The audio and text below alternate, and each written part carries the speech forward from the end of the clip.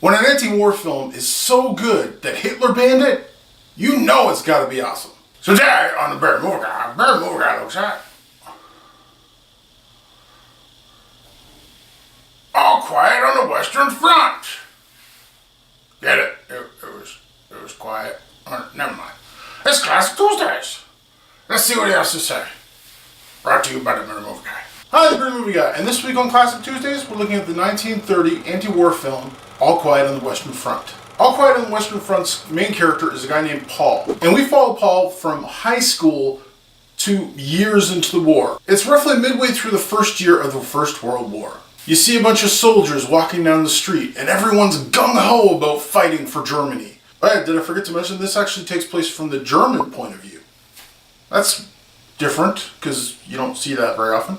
Anyways, so you see all these soldiers walking down the street, and everyone's like proud of them, because they're going to support the Kaiser and win one for Germany, and yeah. It focuses in on a class, and this class has a teacher that's an old guy, who you know has never been in a war.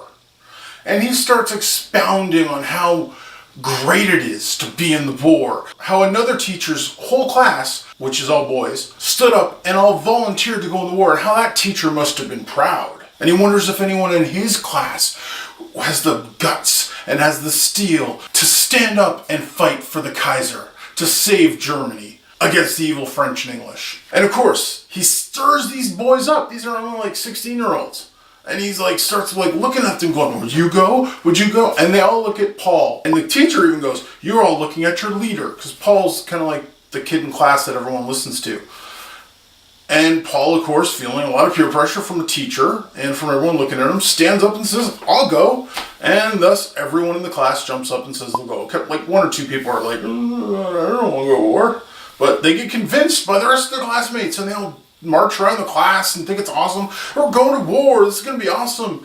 And they're all like, the war's not even going to last a year. Yeah.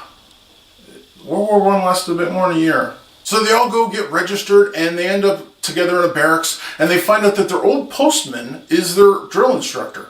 And he is a real jerk.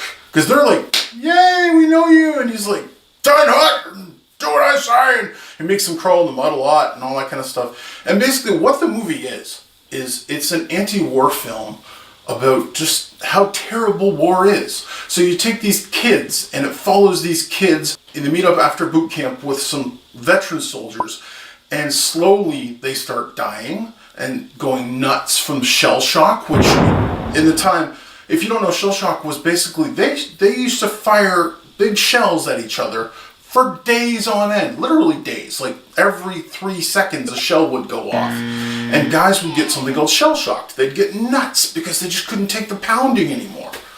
And so you follow these kids who thinking they're going to be on the glory of war, and I'm going to do this, and I'm going to do that, to the reality of war, that war frickin' sucks. Yeah, war's not fun.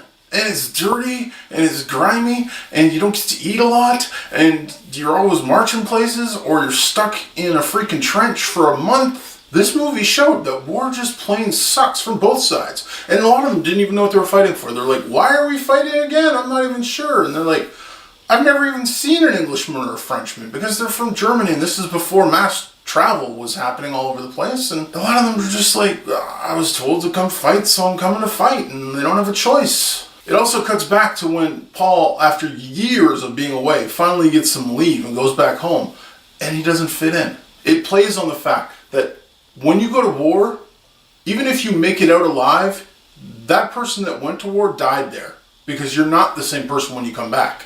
He goes back to his mother and his father's so proud of him, and he wants to wear his uniform everywhere. Everyone's telling him how great a job he's doing, but they're also telling him how much they need to win the war and what they need to do, and they get out maps and show him crap and stuff, and he's just like, are you freaking crazy?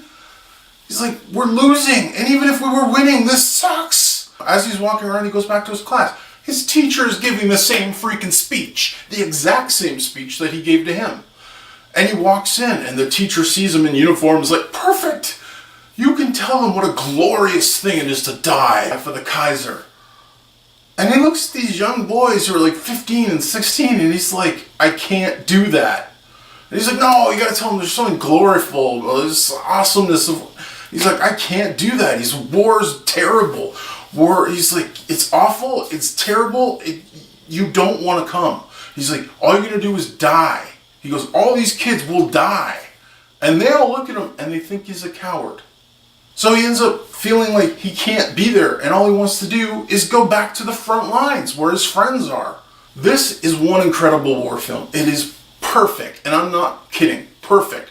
This is a war film that every person should see. War is not glorious. It's not valiant. It's just terrible. And the only ones who enjoy it are the ones that make money off the misery of everyone else. All Quiet on the Western Front has been remade like 3 times, but the original black and white is just amazing. I totally give it 5 beards out of 5. So, let me know, have you seen All Quiet on the Western Front? And what is your favorite war film of all time? Thanks for watching. Until next time, stay bearded, everyone. You're watching The Bearded Little Guy, Classic Tuesdays. All Quiet on the Western Front's incredible. They keep on making that film. They've made it like 3 or 4 times, but the first one is the best one, as always. Well, most of the time. That's a pretty good rule. Subscribe and tell your friends. And as always, you'll tell them safely.